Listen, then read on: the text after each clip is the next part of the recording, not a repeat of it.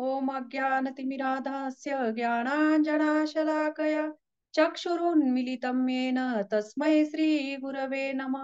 नमो विष्णुपदाय कृष्णप्रेष्ठाय भूतले श्रीमते भक्तिवेदान्त स्वामिनीति नामिने।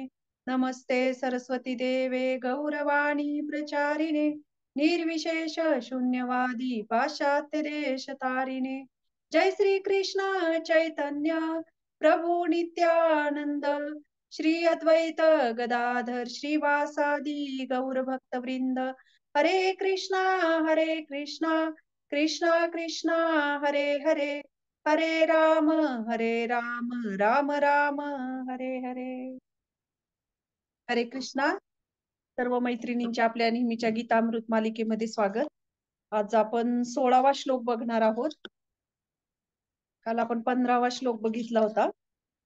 तर आजच्या 16व्या श्लोकाकडे आज बघूया भगवंत या श्लोकामध्ये काय सांगत आहे।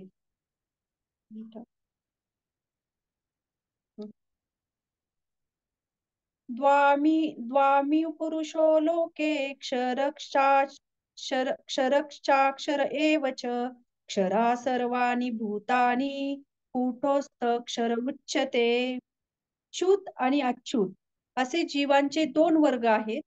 भौतिक जगतात सर्व जीव पतनाधीन असतात आणि आध्यात्मिक जगतातील प्रत्येक जीवाला अच्युत म्हटले जाते। तर आजच्या श्लोकामध्ये ना, काल आपण बघितलं होतं की भगवंत काय सांगत आहेत की सगळं काही माझ्यापासून येतं। जसं स्मृती, ज्ञान आणि विस्मृती हे सर्व काही माझ्यापासून येते आणि सर्व वेदांद्वारे जाणण्यायोग्य मीच आहे आणि सर्व वेदांचा संकलक आणि वेदांचा ज्ञाताही मीच आहे। आता इथे भगवंत सांगतायत की वेदांचा ज्ञाता मी आहे। मग आता साहजिकच आहे की जेव्हा अर्जुनाला हा प्रश्न म्हणजे हे सांगितलं भगवंतांनी की सर्व काही माझ्यापासून येत आहे आणि वेदांचा मी संकलक आहे। मग आता वेद म्हणजे काय? नेमकं वेदांचा ज्ञाता भगवंत म्हणत आहेत, परंतु हाही कुठेतरी अर्जुनाला प्रश्न पडला असेल आणि त्याचं उत्तर ह्या पुढील 3 16 17 आणि 18 या 3 श्लोकामध्ये भगवंत देत आहेत की हे वेद म्हणजे काय। म्हणजे विचार करा, ह्या सर्वांचं सार वेदांचा संकलक भगवंत पूर्वीच्या कालच्या श्लोकामध्ये आपल्याला म्हणत होते आणि आज आपले भगवंत अर्जुनाच्या माध्यमातून सांगत आहेत की हे वेद म्हणजे काय, की भगवंत किती ब्रिलियंट आहेत की या 3 श्लोक म्हणजे हे वेदांचं सार भगवंत सांगत आहेत या श्लोकामध्ये। तर आजच्या ह्या श्लोकामध्ये भगवंत 2 प्रकारचे वर्गीकरण करतात ह्याच्यामध्ये, की जे म्हणजे आहे एक आहे च्युत, च्युत आणि एक आहे अच्युत। आता च्युत म्हणजे काय, की ज्याचा क्षय होतो। क्षय होतो म्हणजे काय, त्याचा नाश होतो किंवा परिवर्तन, जिथे परिवर्तन आले तिथे आपोआप नाश होत असतो। मग तिथे च्युत, च्युत म्हणजे परिवर्तन होणारे। आता परिवर्तन काय काय होतं, तर आपण बघतो की ह्या भौतिक जगतामध्ये पण परिवर्तन होत असतं, आपल्या देहामध्ये पण परिवर्तन होतं। जसं आपण बालपणीचे, तरुणपणाचे हळूहळू वृद्ध होत जातो आणि वृद्ध झाल्यानंतर पूर्ण शरीर क्षीण झाल्यानंतर त्याचा काय होतो, मृत्यू होतो। म्हणजे हे शरीर काय आहे किंवा ही सगळं जे आपण बघतो परिवर्तन म्हणजे सगळं निसर्ग असेल किंवा सगळ्या सगळ्या गोष्टी काळानुसार काय होतात, बदलतात आणि त्या बदलतात म्हणून त्या काय आहेत, च्युत आहेत। म्हणून भगवंत इथे काय म्हणत आहेत की 2 प्रकारे जीवांचे वर्गीकरण भगवंत इथे करतात, की 2 प्रकारचे जीव आहेत। 2 प्रकारचे आत्मे आहेत, की जे आत्मे म्हणजे आत्मे कुठलेच नाश होत नाहीत, आत्मा कुठलाही नष्ट होत नाही, परंतु जीव 2 प्रकारचे असतात, ज्याच्यामध्ये च्युत म्हणजे परिवर्तन होणारे आणि अच्युत म्हणजे ज्याचा कधीही नाश होणार नाही। तर ह्या भौतिक शरीराचा काय होतो, नाश होतो। म्हणून भौतिक शरीराचा नाश झाल्यामुळे त्याला काय आपण म्हणतो, ते च्युत आहे, ते कधी ना कधी नष्ट होणारे आहे। आणि अच्युत म्हणजे काय, की अच्युत म्हणजे अक्षय, म्हणजे ज्याचा कधीही कधीही अच्युत म्हणजे ज्याचा कधीही नाश होत नाही। आता नाश होत नाही म्हणजे याच्यामध्ये कोण आलं, च्युत मध्ये कोण आलं, की च्युत मध्ये जसं आपण क्षय जे नाश होणारे ह्याच्यामध्ये आपण सर्वसामान्य सगळे सर्वसाधारण जीव आलो, की जे भगवंतांचे जे शुद्ध भक्त असतात, जे भगवंतांची भक्ती करतात, तर ते सगळे अच्युत मध्ये येतात। जसं अच्युत मध्ये आपण बघू शकतो की भगवंतांचे जे पार्षद असतात, जसं आता यशोदा माता आहे, ती नित्यसंगी पार्षद आहेत, नंदबाबा आहेत, हे सगळे कोण आहेत, त्यांचे नित्यसंगी पार्षद आहेत। त्यामुळे ते अच्युत आहेत, म्हणजे ते स्थान जे आहे त्यांचं किंवा त्यांच्यामध्ये कधीच त्यांचं परिवर्तन होणार नाहीये। त्याची ती जी भक्तीची जो स्तर आहे, भगवंतांचे जे पार्षद आहेत, तर त्या जागेवरून त्यांचं कधीही पतन होणार नाही किंवा पतन म्हणण्यापेक्षा परिवर्तन होणार नाही। तर भगवंतांचे जे नित्यसंगी जे पार्षद असतात, ते अच्युतमध्ये येतात. म्हणून भौतिक जगतामध्ये च्युत म्हणजे जे क्षय होतो, जे म्हणजे पतनाधीन आहेत, पतन होतं ज्यांचं. ज्यांचं पतन होतं ते भौतिक जगतामध्ये येतात आणि ते दुसरी गोष्ट म्हणजे त्याचं पतन का होतं? का ह्या परिवर्तन जे आहे आपण बघतो, की शरीराचा नाश होतो, परत जन्म, मृत्यू, जरा, व्याधी, परत नवीन संसार, नवीन सगळ्या गोष्टी आपल्याला नवीन-नवीन जन्मामध्ये परत त्याच-त्याच येतात.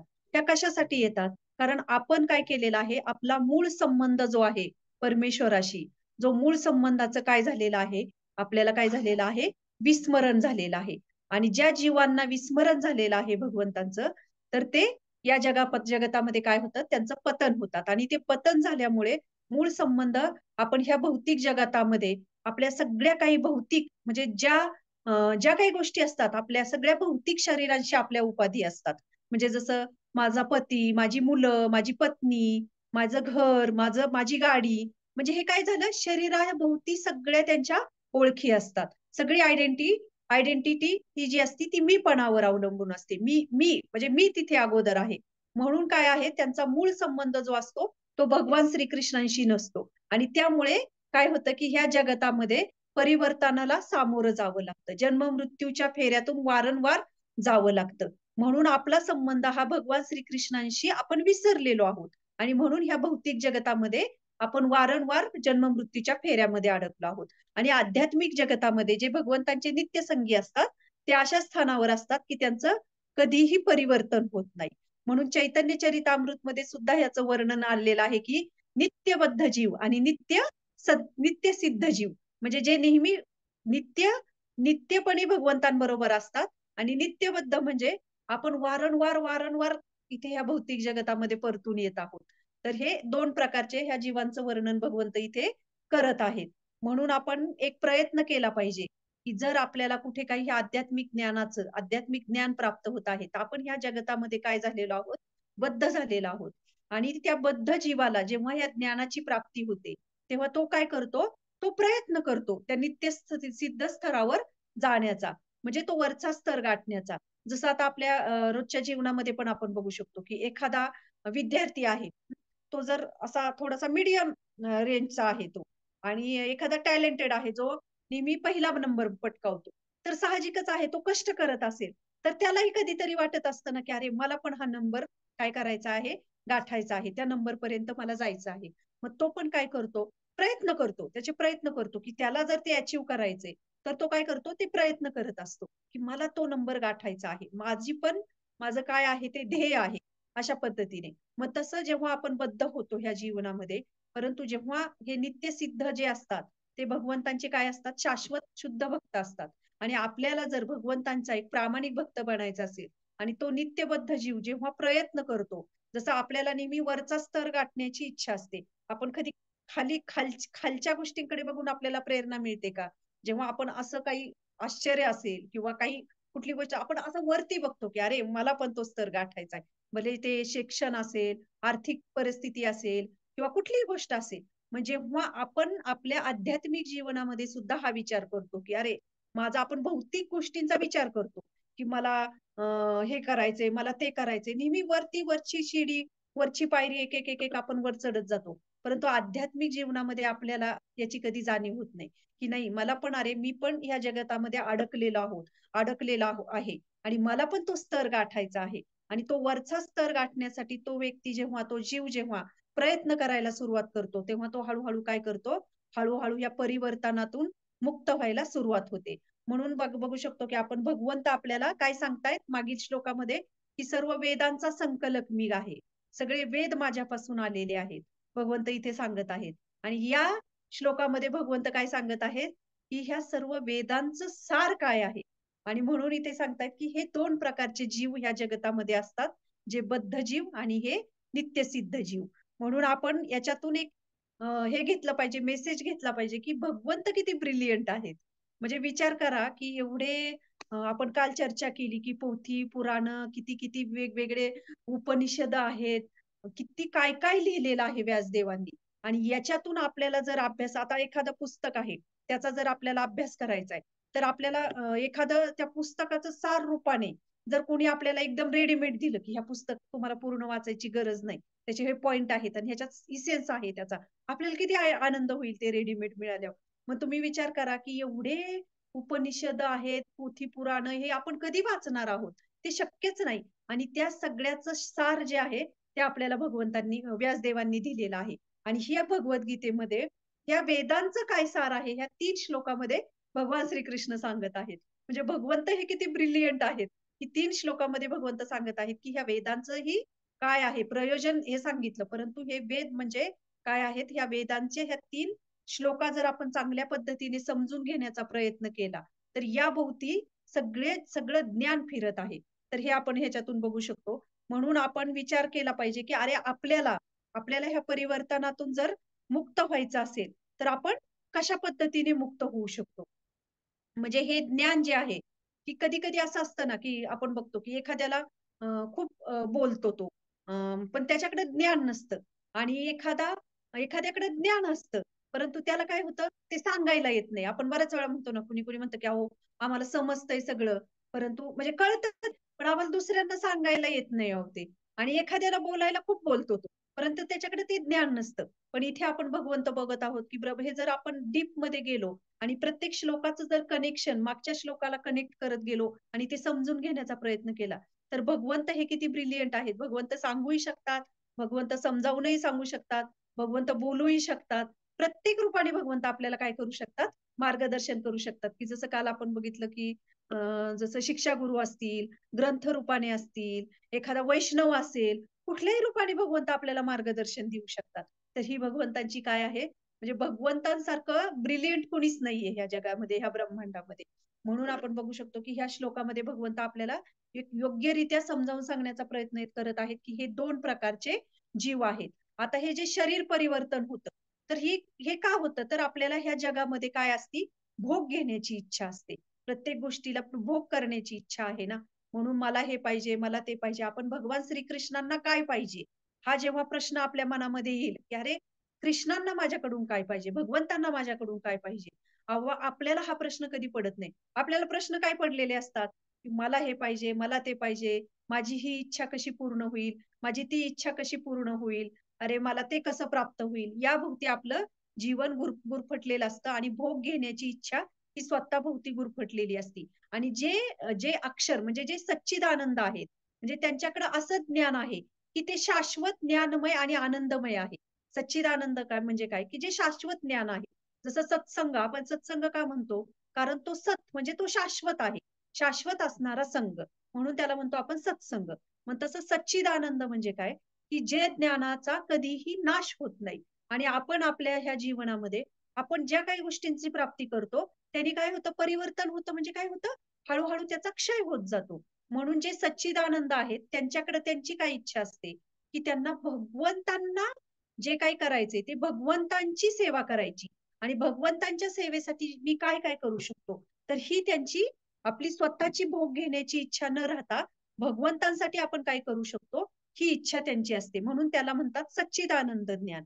आणि आपण बघू शकतो, की या जगामध्ये ब्रह्मदेवापासून पर्यंत सर्वांचं काय आहे, सर्वांच्या शरीरामध्ये परिवर्तन होते. म्हणजे असं नाही, की ब्रह्मदेव पण भगवंतांपासून आलेले आहेत. परंतु त्यांचं स्थान ह्या भौतिक जगतामध्ये आहे. म्हणून आपण बघू शकतो, की ब्रह्मदेवापासून मुंगीपर्यंत इथं प्रत्येक जण परिवर्तनामध्ये आहे. प्रत्येकाचं शरीर परिवर्तन होत आहे. प्रत्येक जण होतोय, नाश पावत आहे.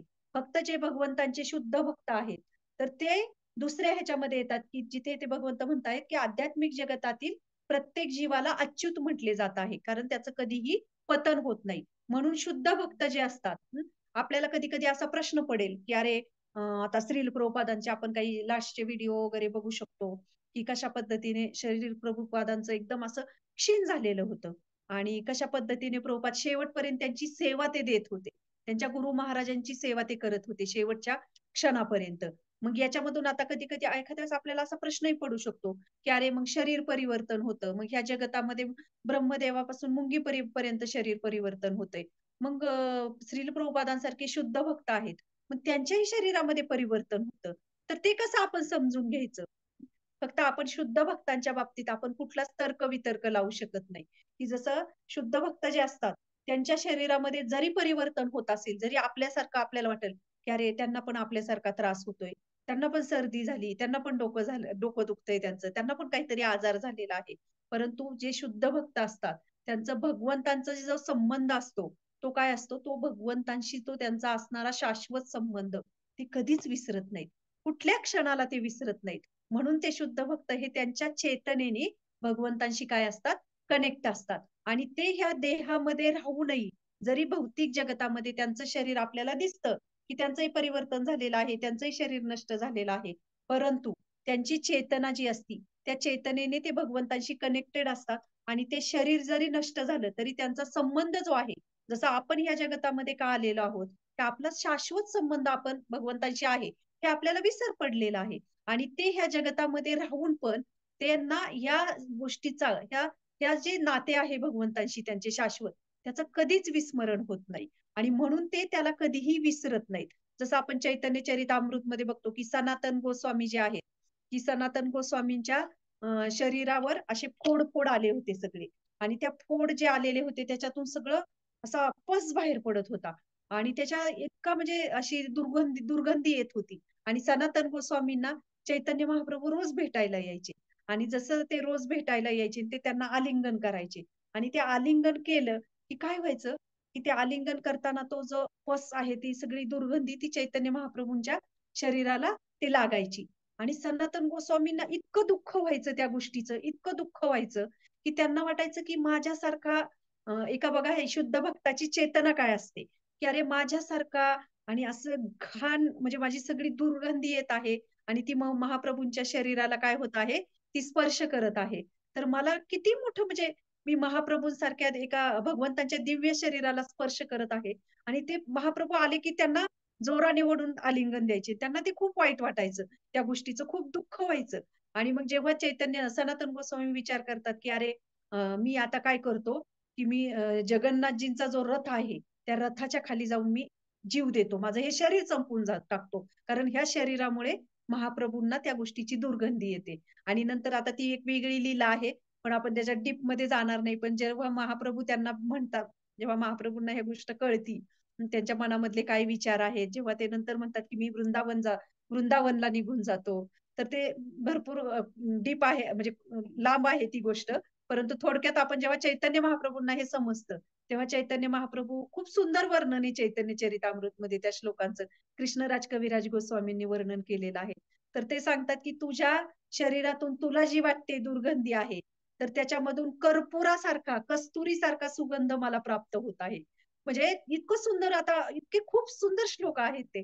तर महाप्रभू सांगतात, की त्याचा जो मला जी माझी वेगवेगळ्या ह्यानी पूजा अर्चा केली जाईल, मला सुगंधी सगळ्या गोष्टी अर्पण केल्या जातील. त्याच्यापेक्षाही तुझ्या शरीरापासून जो काही मला माझ्या शरीराला ज्याचा स्पर्श होत आहे, ते त्याच्यापेक्षाही मला ते प्रिय आहे. तर आपण याच्यातून बघू शकतो म्हणून की शुद्ध भक्तांचं जरी शरीर आपल्याला वाटलं, की आपल्यासारखेच ते दिसतायत, आपल्याबरोबर बोलतायत. मग कधी-कधी आपण काय करतो, की त्यांना त्या स्तरावर आपण बघतो. परंतु शुद्ध भक्त हे आहेत, त्यांचा शाश्वत संबंध ते भगवंतांशी कधीही त्यांना विस्मरण झालेलं नसतं त्याचं. आणि म्हणून ह्या जगतामध्ये ते राहून पण आपल्यासारखं भौतिक शरीर त्यांना असं आपल्याला वाटतं, की अरे त्यांना पण भौतिक शरीर आहे. परंतु त्या शरीरात राहून पण त्यांनी कशाची प्राप्ती केलेली असती? भगवत धामाची प्राप्ती केलेली असती. आणि त्या आनंदाची अनुभूती त्या या शरीरामध्येही करत असतात. तो साक्षात्कार त्यांना झालेला असतो. त्यामुळे ह्या सगळ्या भौतिक गोष्टींचा स्पर्श त्यांच्या चेतनेला होत नाही. हा फरक शुद्ध भक्तांमध्ये आणि आपल्यासारख्या सर्वसामान्य जीवांमध्ये असतो. म्हणून आपण भगवंतांना समजू शकत नाही, तर भगवंतांचे जे भक्त आहेत, तर ते समजणं सुद्धा आपल्याला ते खूप खूप अवघड आहे. म्हणून आपण बघू शकतो, की ही प्रभुपादांनी आपल्याला जी दिलेली ही जी कृपा आहे, की ह्या सच्चिदानंद शरीराची प्राप्ती. जसं भगवंत म्हणतात, की हे आध्यात्मिक जगतातलं शरीर काय आहे? सच्चिदानंद आहे आणि त्या शरीराची प्राप्ती आपण सुद्धा करू शकतो. आणि ते जे स्वप्न आहे, ते जे ध्येय आहे, ते इच्छा, ध्येय म्हणण्यापेक्षा आपल्या हृदयामध्ये ती इच्छा आपण निर्माण करू शकतो, की अरे जसं आपल्याला नेहमी वरच्या गोष्टी आवडतात, की मला अजून वरती जायचंय, अजून वरती जायचंय. पण ठरवलं, की अरे मी पण इथे ह्या जगतामध्ये अडकलेलो आहे. मला पण नित्य, म्हणजे भगवंतांचं शाश्वत, भगवंतांशी असणारा संबंध, मला शाश्वत संबंध संबंधाने मला जोडायचा आहे स्वतःचा, जो काही मी इथे ह्या जगतामध्ये आलेलो आहे. जेव्हा ही इच्छा आपल्या मनामध्ये जागृत होते आणि प्रभुपादांनी आपल्याला ती दिलेली आहे, ती संधी दिलेली आहे, तो रस्ता आपल्याला दिलेला आहे.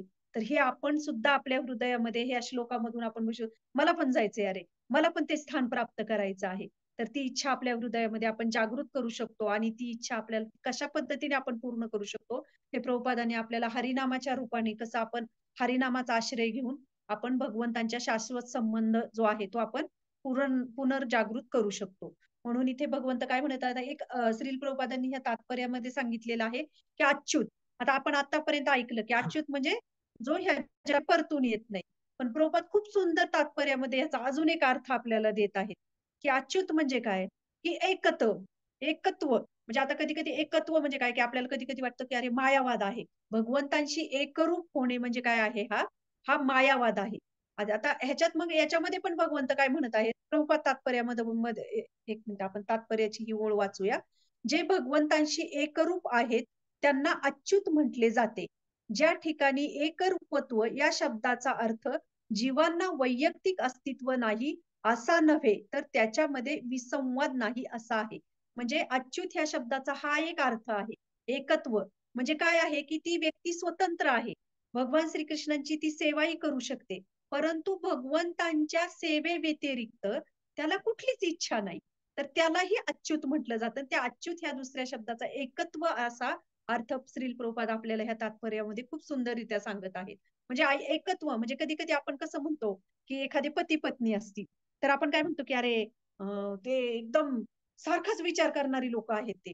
की म्हणजे जसा नवरा विचार करतो ना, अगदी तशीच बायकोचे विचार. म्हणजे कधी-कधी असं होतं ना, की कधी-कधी एखाद्या गोष्टीचं डिस्कशन चालतं किंवा एखाद्या गोष्टीचं सिलेक्शन करायचं असेल, तर बराच वेळा असं होतं, की पत्नीची चॉईस वेगळी असती, पतीची चॉईस वेगळी असती. पतीला कधी जे आवडतं ते पत्नीला आवडत नाही. म्हणजे कुठलाही निर्णय घ्यायचा असेल, काही सिलेक्शन करायचं असेल, तर बराच वेळा असं वेगवेगळ्या चॉईस असतात त्यांच्या आणि वेगवेगळं सिलेक्शन. त्यामुळे त्याच्यातून वेगवेगळे पर्याय येतात. मग इथे तर भगवंत काय सांगत आहेत, की प्रभुपाद आपल्याला काय सांगत आहेत, की अच्युत ह्या दुसऱ्या शब्दाचा त्या शब्दाचा अर्थ ऐकत्व म्हणजे काय, की आपण व्यक्ती वेगळे आहोत. परंतु काय आहे, की ती जी चेतना आहे, ती जी भावना आहे, कृष्ण भावना, की मला भगवान श्रीकृष्णांची सेवा करायची आणि त्या सेवेव्यतिरिक्त मला कुठलीच इच्छा नाही. तर ती असणारं भगवान श्रीकृष्णांशी असणारं एकत्व. म्हणजे जसं पती-पत्नीला आपण बघितलं, की आपण म्हणतो, "अरे, बहीण-भावंडाप्रमाणेच आहेत एकदम." बघा ना, किती परिपूरक आहेत एकमेकांचे विचार त्यांच्याशी. एकदम एकरूप झालेले आहेत ते, असं आपण म्हणतो. म्हणजे एखाद्या मैत्रिणी असतील, आता पती-पत्नीचं द्या सोडून आपण विचार करू, की त्यांना पर्याय पण नसतो कधी-कधी दुसरा, असा आपल्याला एक विनोदाचा भाग सोडल्यात. एखाद्या कधी-कधी मैत्रिणी असतात दोघी आणि त्या मैत्रिणी एकमेकांच्या म्हणजे इतक्या जवळ असतात, इतक्या जवळ असतात, की आपण कसं कधी-कधी म्हणतो, की अरे एखाद्याला विचारायचं असेल, त्या व्यक्तीला विचारलं काय आणि त्या व्यक्तीला विचारलं काय, शेवटी एकच आहे ते. ते दोघं एकच आहेत. मग ते दोघं एक आहेत का? ते दोघं 2 स्वतंत्र व्यक्ती आहेत. परंतु ते काय आहेत? विचाराने एक आहेत. म्हणून इथे एकत्व म्हणजे काय, की व्यक्ती वेगळी आहे. परंतु भगवान श्रीकृष्णांच्या सेवेशिवाय दुसरी कुठलीच इच्छा नाही.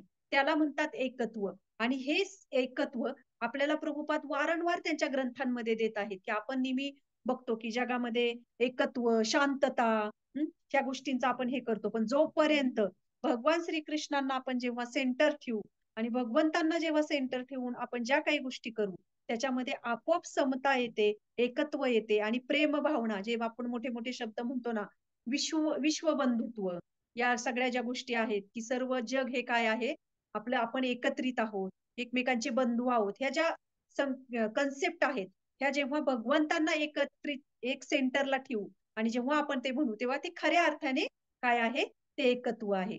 म्हणून इथे एकत्व ह्या शब्दाचा एक वेगळा आणि खूप सुंदर अर्थ आपल्याला प्रभुपाद देत आहेत. पण परंतु काय आहे, की आपण इथे ह्या जगतामध्ये आपण काय झालेलो आहे, आपल्या ह्या शरीराने आपण काय झालेलं आहे, हे शरीर प्राप्त झालेलं आहे आणि त्या शरीराने काय करतोय आपण, आपल्याला ते कर्म करतो आणि त्या कर्माने काय झालेलं आहे, आपण इथे काय झालेलो आहोत, बांधले गेलेलो आहोत. म्हणून आपण शुद्ध भक्त जे बघतो, की ते नित्यसिद्ध म्हणजे नित्यसिद्ध असतात, कायम ह्या जगतामध्ये राहून पण ते मुक्त असतात आणि तो आनंद, तो आध्यात्मिक आनंद या शरीरामध्येही त्यांना प्राप्त होत असतो. कारण त्यांना त्यांच्या जीवनामध्ये शारीरिक रूपाने आपल्याला बाह्य दृष्टीने खूप काही गोष्टी दिसतील आपल्यासारख्या. परंतु त्यांची चेतना भगवंतांशी कनेक्टेड असते नेहमी. कारण त्यांचं जे मन जे आहे ते भगवान श्रीकृष्णांच्या चरणांमध्ये लीन झालेलं असतं. जसं आपण बघतो की पतंग आहे. तो कशाकडे आकर्षित होतो? नेहमी अग्नीकडे आकर्षित होतो. किती काय झालं तर ते शेवटी कुठे जाणार पतंग? अग्नीकडेच आकर्षित होतो. पाणी जे आहे, नद्यांचा जो फ्लो वाहत आहे. नद्या एवढ्या वाहत आहेत, एवढ्या स्पीडनी, तर त्या कशाच्या ओढीने जात आहेत? तर त्या समुद्राच्या ओढीने जात आहेत. त्या समुद्राकडे जायचं आहे, त्या ओढीने जात आहेत. तसं आपण सुद्धा भगवान श्रीकृष्णाचे अंश आहोत आणि ते अंश असल्यामुळे आपल्यावर काय आपण सुद्धा त्या स्पीडने, त्या ओढीने आपल्याला सुद्धा भगवंतांची ओढ निर्माण होणं हे नॅचरल आहे. हे नैसर्गिक आहे. म्हणून भगवंत नेहमी भगवद्गीतेमध्ये सांगत आहेत, की हे सर्व जीव काय आहेत? माझे अंश आहेत. ते माझ्यापासून आलेले आहेत. मग तसं भगवंत जर एक अंश जो आहे, तो अंशाकडेच जाणार. एक छोटासा अंश आहे, तो मोठ्या अंशाकडे जाणार. पाणी हे नदीचं पाणी जे वाहत आहे, ते समुद्राकडेच जाणार आहे. एखादा पतंग त्या नॅचरल आहे, त्या अग्नीकडेच आकर्षित होणार. तसं आपण सुद्धा भगवंतांचे जीव आहोत. भगवंतांपासून आलेलो आहोत. आपण भगवंतांचे अंश आहोत. म्हणून आपण सुद्धा नैसर्गिकरित्या भगवंतांकडे आकर्षित होणारे आहोत. परंतु आपण काय झालेलं आहे आपलं, की आपण ह्या मायेमुळे आपण ह्या बद्ध जगतामध्ये काय झालेलो आहोत, आपण इथे अडकलेलो. मायेमुळं आपल्यावर ते आवरण आलेलं आहे आणि ते आवरण आल्यामुळे काय झालेलं आहे, की आपल्याला ॲक्चुअली आपण भगवंताकडे आकर्षित होत नाही. आहोत आपण भगवंतांचाच अंश. परंतु आपल्याला काय झालेलं आहे, मायेने तिचा आपल्यावर प्रभाव टाकलेला आहे आणि त्या प्रभावामुळे काय आहे, की आपण भगवंतांचा अंश असूनही आपण काय होत आहे, भगवंतांकडे काय होत आहे, आकर्षित होत नाहीये. आणि ही आकर्षण आपल्याला आपल्या साधनेद्वारे, आपल्या आध्यात्मिक शक्तीद्वारे आपण बाहेर निघू शकतो. आणि जेव्हा आपण बाहेर पडू आणि ह्याचा जेव्हा प्रभाव आपल्यावरचा दूर होईल, तेव्हा आपण खऱ्या अर्थाने तो आनंद, ती अनुभूती या शरीरामध्ये, अगदी ह्या जीवनामध्ये पण आपण प्राप्त करू शकतो. म्हणून मुक्त जीव जे असे असतात, की त्यांची जी चेतना जी आहे, ती चेतना काय असते? ती अद्भुत चेतना असते आणि ती काय आहे? ती चेतना भगवान श्रीकृष्णांशी कनेक्ट झालेली असते. त्यांची साधना भक्ती, त्यांचं जे काही आहे, ती त्यांची साधना भक्ती, ते हरिनाम याद्वारे काय झालेलं असतं, ती अनुभूतीद्वारे ते भगवंतांशी कनेक्ट झालेले असतात. आता आपण या जगतामध्ये पण बघतो, की प्रत्येकाची चेतना ही वेगवेगळी आहे. हा मनुष्य जन्म किती दुर्मिळ आहे. हे ज्ञान आज आपल्याला मनुष्य देह आहे, ही बुद्धी आहे, म्हणून आपण समजून घेऊ शकतो. विचार करा, की चेतनेचे पण वेगवेगळे स्तर आहेत, की जसं आपण बघतो, की एखादं झाड आहे, त्याच्यामध्ये पण जीव आहे. परंतु त्या झाडामध्ये ते जीव आहे, परंतु त्याच्यामध्ये काय आहे, ती संवेदना कमी आहे त्याच्यामध्ये. एखादा एखादा जीव असा असतो, की त्याच्यामध्ये स्वाद कमी असतो. एखाद्याचं रूप असतं. रूपामध्ये स्वाद, संवेदना, चेतना, बुद्धी या गोष्टींमध्ये काहीतरी खाली-वर असतं, की जसं काही 2 पायाचे शरीर असणारे प्राणी, 2 पायाचे प्राणी असतात.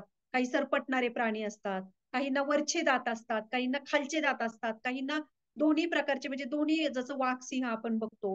कुणी मग ही उत्क्रांती जी आहे, खालच्यापासून वरच्यापर्यंत अगदी एखाद्या शेवाळाचा जन्म, की तिथून पासून वृक्ष, वृक्षापासून एखादा प्राणी, प्राण्यापासून त्याच्यामध्ये पण सरपटणारे पाण्यामधले जलचर प्राणी, मग नंतर 2 पायाचे प्राणी, मग नंतर 4 पायाचे प्राणी, त्याच्यानंतर आपल्याला कुठलेतरी एखादा अजून त्याचा वरचा स्तर, असं करत-करत विचार करा आपल्याला एक मनुष्य देह प्राप्त होतो आणि त्या मनुष्य देहामध्ये आपल्याला भगवान श्रीकृष्णांचं ज्ञान प्राप्त होत असेल, तर तो किती विचार करू शकतो आपण ते हजारो जन्म घेऊन आपण आलेलो असेल इथे आणि त्या जन्मामध्ये कुठेतरी आपल्याला भगवान श्रीकृष्णाचं, भगवद्गीतेचं ज्ञान घेण्याची संधी प्राप्त होते. म्हणजे हा मनुष्य जन्म किती दुर्मिळ आहे आणि ह्या मनुष्य जन्मामध्ये आपल्याला भगवंतांनी सगळं काही दिलेलं आहे.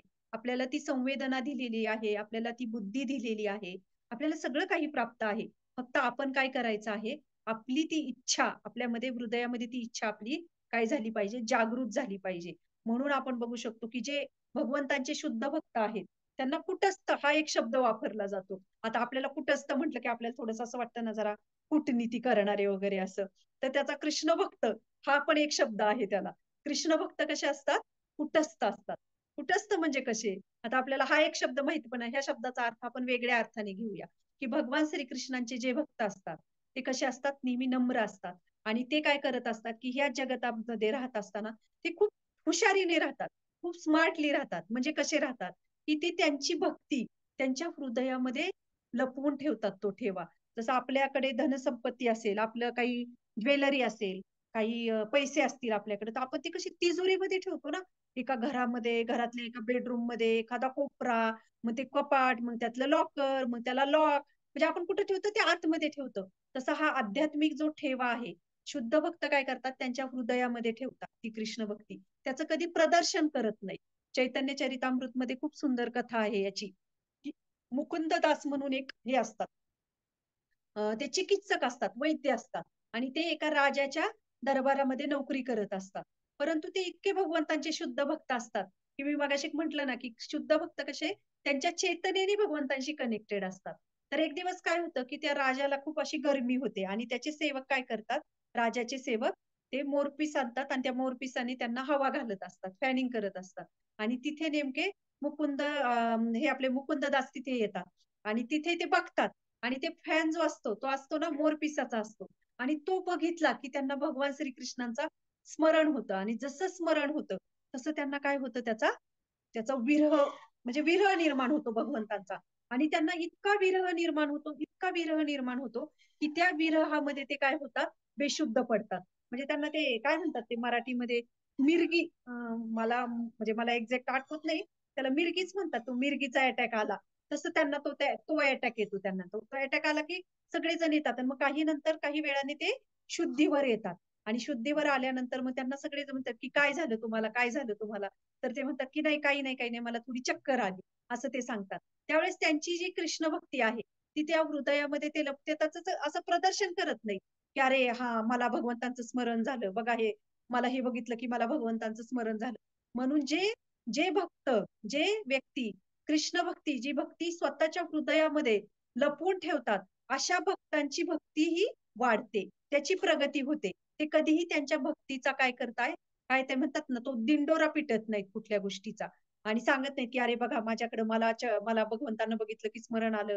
अरे माझ्या डोळ्यातून अश्रू आले. अरे मला हे आलं." मला त्याचं प्रदर्शन करत नाहीत थोडक्यात.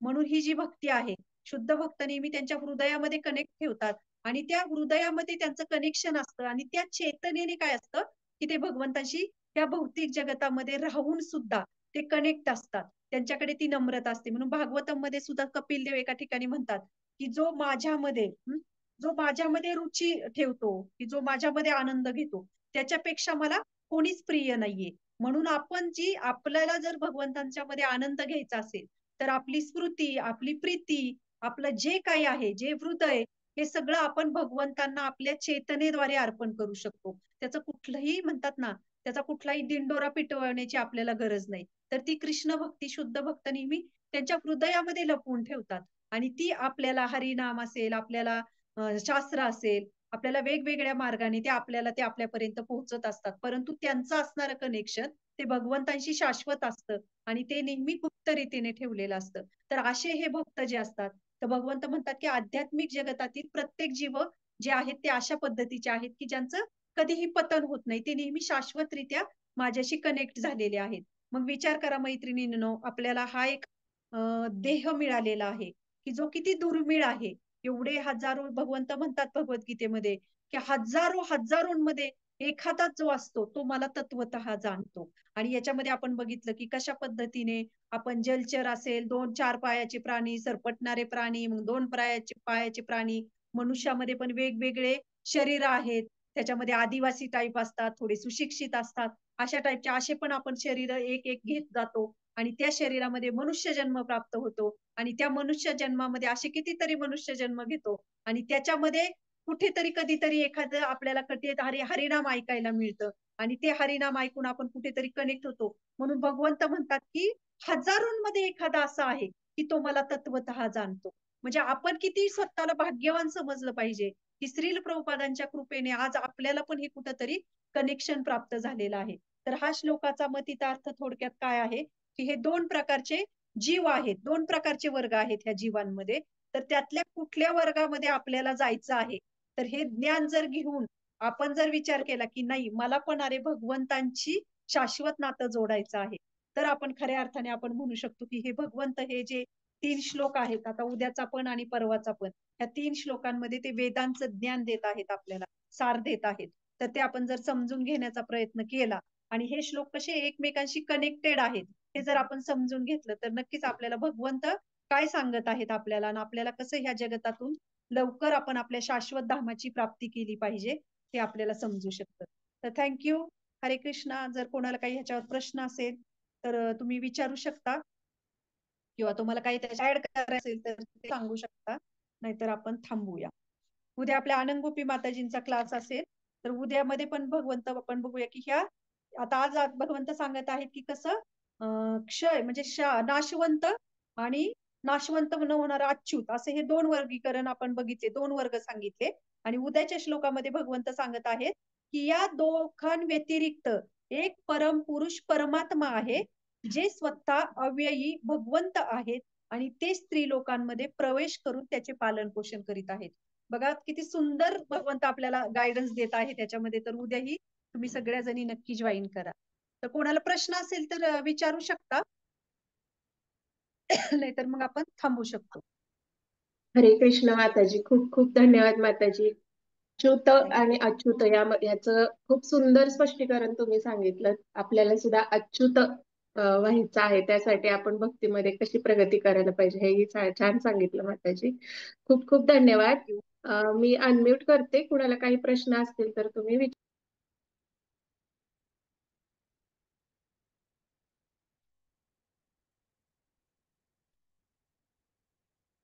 प्रश्न नसेल तर मग आपण थांबू शकतो. उद्याही सगळ्या जणी जॉईन. अनम्यूट झालंय का? काही कळे ना मला पण. अनम्यूट झाले का? कोणीतरी चेक करून सांगाल का? झालं. हा हा. ठीक आहे. चालेल. थँक्यू. सगळेजण आम्हाला उत्साह देताना आम्हाला एवढा वेळ सहन करता. सगळ्यात महत्वाचं तुमच्या त्या उत्साहाला नक्कीच दाद दिली पाहिजे. थँक्यू. चालेल, थांबूया मग आपण. चालेल माताजी. सर्व हो. उपस्थित त्यांचे सुद्धा खूप खूप धन्यवाद. माताजींचे पण पुन्हा एकदा धन्यवाद. करू का मीटिंग एंड मग माताजी? हो हो हो माताजी करा. चालेल चालेल. हरे कृष्ण.